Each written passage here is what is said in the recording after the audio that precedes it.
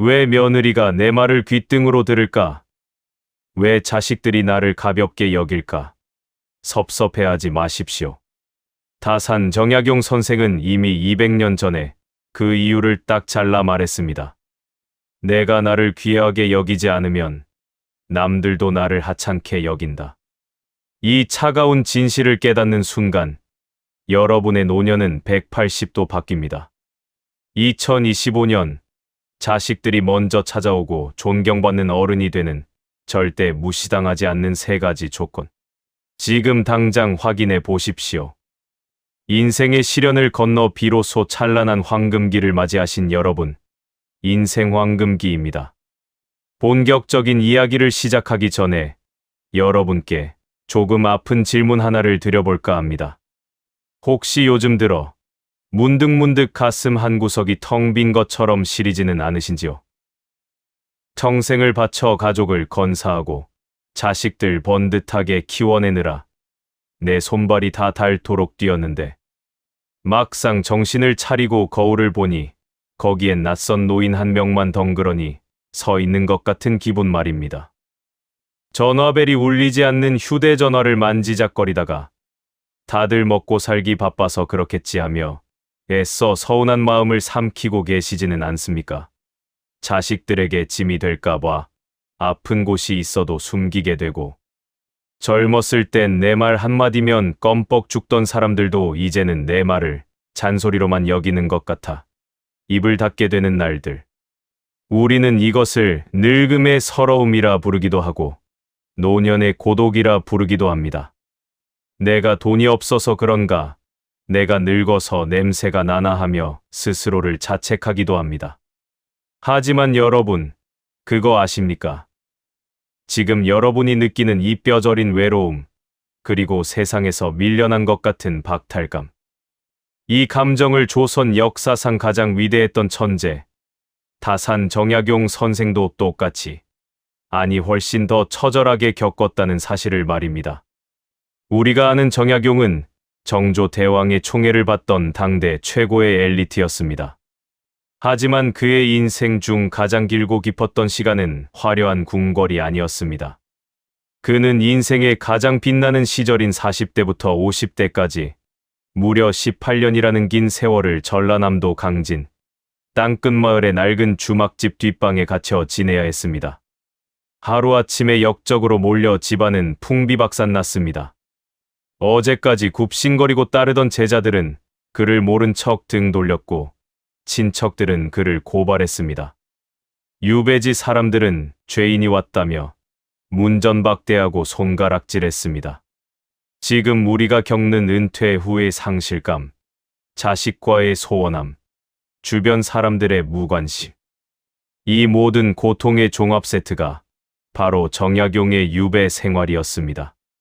그는 좁고 습한 방 안에서 18년 동안 철저히 혼자였습니다. 말을 섞을 벗도 없었고 따뜻한 밥상을 차려줄 가족도 없었습니다. 하지만 여러분, 놀라운 반전이 여기에 있습니다. 그 처절했던 18년의 고독 속에서 정약용은 무너졌을까요? 신세를 한탄하며 술로 늙어갔을까요? 아닙니다. 그는 그 지독한 무시와 소외를 이겨내고 오히려 스스로를 조선 역사상 가장 위대한 어른으로 완성해냈습니다. 어떻게 그럴 수 있었을까요? 모두가 떠나고 홀로 남겨진 시간. 세상 모든 문이 닫힌 것 같은 절망의 시간. 그때 정약용은 깨달았습니다. 남에게 구걸하지 않고 스스로 존귀해지는 법을 말입니다.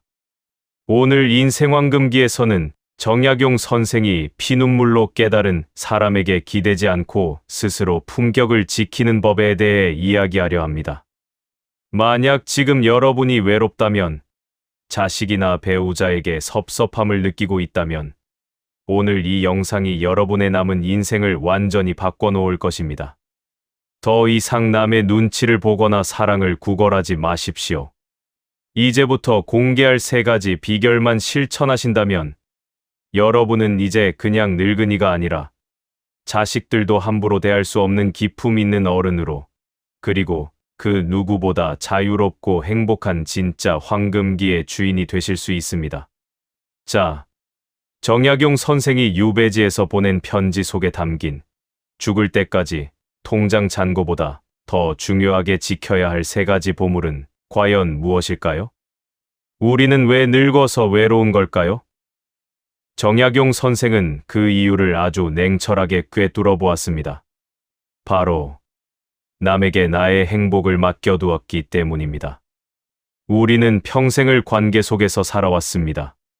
좋은 부모가 되기 위해, 좋은 배우자가 되기 위해, 좋은 친구가 되기 위해 나 자신보다 남의 기분을 먼저 살피고 내 입에 들어갈 맛있는 것 아껴서 자식 입에 넣어주며 살았습니다.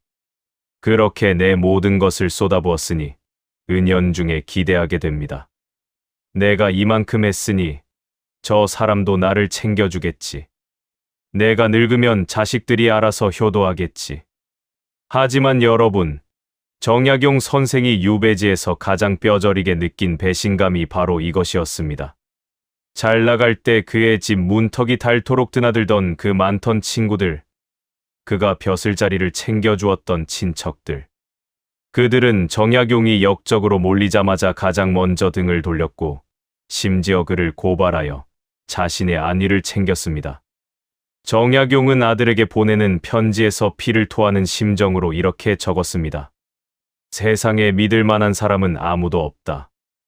내가 곤궁해지면 나를 동정해줄 사람이 누가 있겠느냐. 가까운 친척도 남처럼 시큰둥한데 하물며 남들이야 오죽하겠느냐. 너무 매정한 말처럼 들리십니까? 아닙니다. 이것은 세상을 비관하라는 뜻이 아닙니다. 사람의 마음은 원래 변하는 것이라는 자연의 이치를 인정하라는 것입니다. 자식이나 친구가 나빠서가 아닙니다. 그들도 그들의 삶이 바쁘고 그들의 짐이 무겁기 때문에 나를 챙길 여력이 없는 것입니다. 그런데 우리는 자꾸만 그들에게 관심과 사랑을 구걸합니다. 전화를 기다리고 서운해하고 원망합니다. 정약용 선생은 말합니다. 기대지 마라. 기대는 순간 너의 품격은 무너진다. 남이 나를 찾아주지 않는다고 해서 내가 초라해지는 것이 아닙니다. 남이 나를 인정해주지 않는다고 해서 내 인생이 실패한 것이 아닙니다. 여기서 정약용 선생의 위대한 반전이 시작됩니다.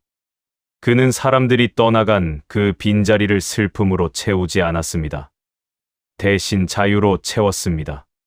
사람들이 찾아오지 않으니 남의 비위를 맞출 필요가 없어졌습니다. 쓸데없는 술자리와 모임이 사라지니 온전히 나를 들여다볼 시간이 생겼습니다. 그는 깨달았습니다. 아, 혼자 있는 이 시간이야말로 내가 나다워질 수 있는 유일한 시간이구나. 여러분, 고독이라는 단어를 싫어하지 마십시오. 외로움이 혼자 있어서 괴로운 상태라면 고독은 혼자 있는 시간을 즐기는 상태입니다. 나이 들어 찾아오는 고독은 형벌이 아닙니다. 하늘이 여러분에게 주신 마지막 선물입니다. 젊은 날 그토록 가족을 위해, 회사를 위해 헌신하느라 잃어버렸던 진짜 나를 되찾으라고 준 시간입니다. 정약용 선생은 유배지에서 홀로 지내는 동안 아침에 일어나 차를 마시고 텃밭을 가꾸고 책을 읽으며 스스로의 마음을 다스렸습니다. 누가 보지 않아도 옷매무새를 단정히 했고 말 한마디를 뱉기 전에 3번을 생각했습니다.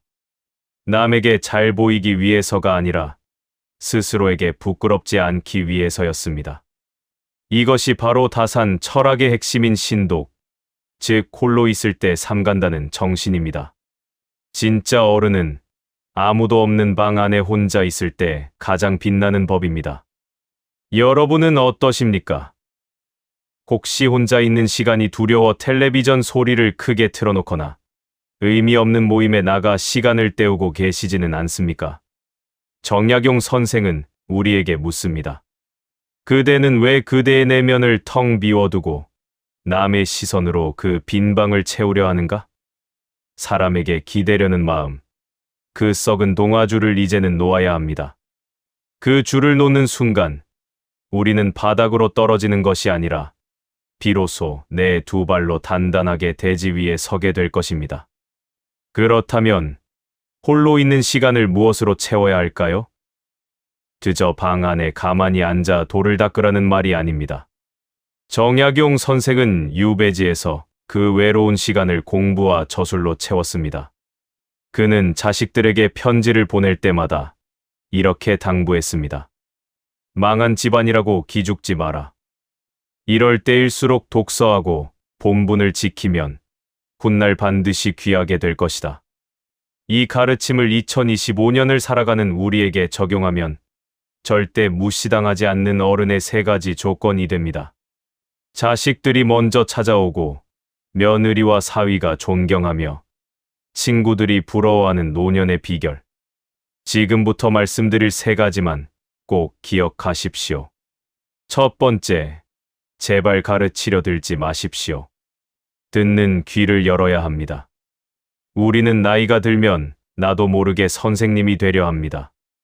내가 살아봐서 아는데 애는 그렇게 키우면 안 된다. 돈 아껴 써라.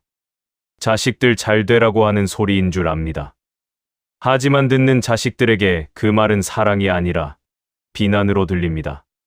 정약용 선생은 아들에게 보낸 수백 통의 편지에서 구구절절 잔소리를 늘어놓은 것처럼 보이지만 그 핵심은 항상 나부터 모범을 보이는 것이었습니다. 그는 입으로만 효도해라 하지 않았습니다. 유배지에서도 틈만 나면 고향의 부모님 산소를 걱정하고 형님을 극진히 모시는 모습을 글과 행동으로 보여주었습니다. 진짜 어른은 입을 닫고 귀를 여는 사람입니다. 자식 집에 가서 냉장고 문 열어보고 정리 좀 해라 말하는 대신 그냥 묵묵히 자식이 차려주는 밥 맛있게 먹고 요즘 회사 다니느라 힘들지? 애쓰는 모습이 대견하다. 딱 이 한마디만 해주십시오. 해결책을 주려 하지 말고 그저 들어주고 공감해 주십시오. 입을 닫을수록 자식들은 부모의 깊은 침묵을 존경하게 됩니다. 두 번째, 근면과 검소라는 방패를 쥐십시오. 즉, 경제권을 놓지 마십시오. 정약용 선생이 자식에게 물려주고 싶어 했던 최고의 유산, 바로 부지런함과 검소함입니다. 이 두 글자는 단순한 도덕 교과서가 아닙니다. 노년의 우리를 지켜줄 가장 강력한 경제적 방패입니다. 여러분, 솔직해집시다. 늙어서 돈 없으면 서럽습니다. 정약용 선생도 가난의 무서움을 누구보다 잘 알았습니다. 그래서 그는 가난을 구제하는 것은 오직 부지런함뿐이라고 강조했습니다. 여기서 중요한 포인트가 있습니다. 죽기 전까지 자신의 경제적 주도권을 절대 놓지 마십시오. 내가 죽으면 어차피 다 너희들 것 아니냐 하며 미리 재산을 넘겨주는 분들이 계십니다. 하지만 슬프게도 재산이 넘어가는 순간 부모의 권위도 함께 넘어가는 경우가 너무나 많습니다. 이것은 자식이 불효자라서가 아니라 돈의 속성이 그렇습니다. 정약용 선생이 말한 검소함은 인색하게 굴라는 뜻이 아닙니다. 내 품위를 지킬 수 있는 최소한의 자산을 꽉 쥐고 허세 부리지 말고 검소하게 살되 쓸 때는 자식 눈치 보지 말고 당당하게 쓰라는 것입니다. 손주들 용돈 줄 때, 며느리 생일 챙겨줄 때 내 지갑에서 내 돈으로 베푸십시오. 그것이 여러분의 자존감을 지켜주는 든든한 버팀목이 될 것입니다. 세 번째, 나만의 정원을 가꾸십시오. 당신만의 재미를 찾아야 합니다. 정약용 선생은 유배지라는 감옥 같은 현실 속에서도 차를 가꾸고 마시는 즐거움을 찾았고 시를 짓고 책을 쓰는 지적 유의에 빠져 살았습니다. 그가 그토록 방대한 업적을 남길 수 있었던 건 역설적으로 그에게 혼자 몰입할 수 있는 시간이 있었기 때문입니다. 여러분에게는 무엇이 있습니까? 자식 걱정, 건강 걱정 말고 눈만 뜨면 가슴 뛰게 하는 당신만의 무언가가 있습니까? 그것은 거창한 학문이 아니어도 좋습니다. 동네 뒷산을 오르는 일이어도 좋고, 서툰 솜씨로 배우는 하모니카여도 좋고, 복지관에서 배우는 스마트폰 수업이어도 좋습니다. 부모가 자식만 바라보고 있으면 자식은 부모를 무거워합니다. 하지만 부모가 자기만의 생활을 즐기며 바쁘고 행복해 보이면 자식들은 그제야 안심하고 오히려 부모의 삶을 궁금해하며 다가옵니다. 꽃이 향기를 뿜으면 나비는 저절로 날아옵니다. 여러분이 스스로 행복한 꽃이 되십시오. 자식이라는 나비가 날아오지 않는다고 화내지 말고 여러분 자신의 향기를 가꾸십시오. 그러면 언젠가 그 향기에 이끌려 사람들은 저절로 여러분 곁으로 모여들 것입니다. 입은 닫고 지갑은 본인을 위해 열고 배움의 책을 펼치십시오. 이 세 가지가 바로 정약용 선생이 200년의 세월을 건너 우리에게 전하는 가장 품격 있는 노후의 설계도입니다. 타산 정약용 선생은 18년의 긴 유배 생활을 마치고 고향으로 돌아와 이런 시를 남겼습니다. 늙음은 서러운 것이 아니라 익어가는 것이다. 꽃이 져야 열매가 맺히듯 젊음이 가야 지혜가 온다. 사랑하는 인생 황금기 가족 여러분, 우리는 그동안 늙음을 두려워했습니다. 주름진 얼굴을 부끄러워했고 느려진 걸음을 한탄했습니다. 하지만 정약용 선생의 삶을 들여다보니 어떻습니까? 그의 인생에서 가장 빛나던 시절은 젊은 날 왕의 총애를 받던 화려한 시절이 아니었습니다. 오히려 춥고 어두운 유배지에서 홀로 촛불을 켜고 자신을 갈고 닦던 그 시간, 그 고독의 시간이 있었기에 그는 역사에 길이 남을 위대한 스승이 되었습니다. 지금 여러분이 겪고 있는 외로움, 소외감, 그리고 막막함. 이것은 여러분의 인생이 저물어간다는 신호가 아닙니다. 이제야말로 남을 위한 삶이 아닌 오직 나를 위한 진짜 인생을 시작하라는 신호입니다.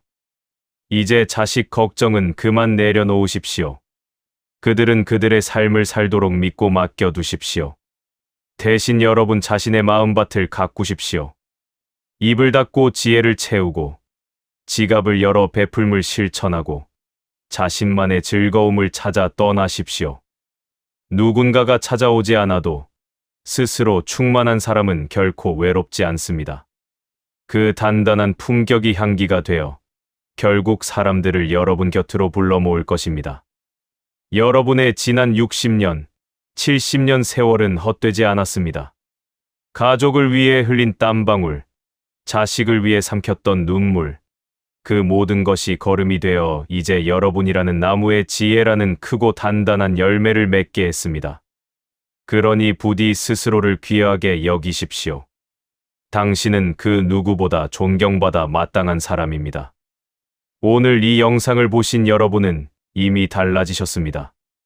더 이상 과거를 후회하거나 미래를 불안해하는 나약한 노인이 아닙니다. 오늘 하루를 선물처럼 여기며 당당하고 우아하게 살아갈 인생의 황금기 주인이 되셨습니다. 정약용 선생이 200년 전 척박한 땅끝 마을에서 희망을 노래했듯 오늘 여러분이 서 있는 그 자리에서 찬란한 황금기를 다시 시작하시길 바랍니다.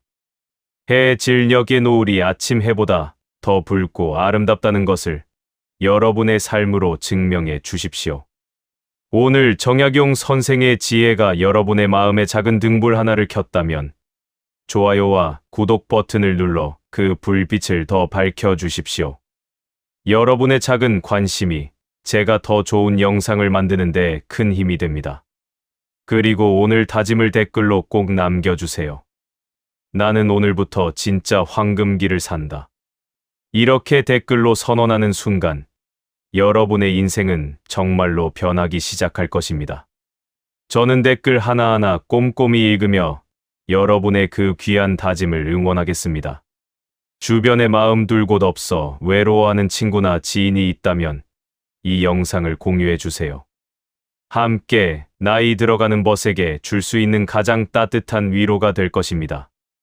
인생 황금기는 앞으로도 여러분의 품격 있는 노후를 위해 세상의 모든 지혜를 모아 찾아오겠습니다. 오늘도 귀한 시간 내어주셔서 감사합니다.